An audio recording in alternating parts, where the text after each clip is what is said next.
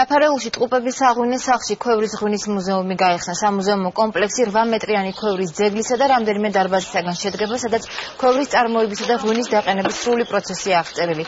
მუზეუმში წარმოდგენილია 15 წლიანი ღვინოების კოლექცია, საარქივო ფოტომასალა და ინფორმაცია ქართული ვაზის შესახებ.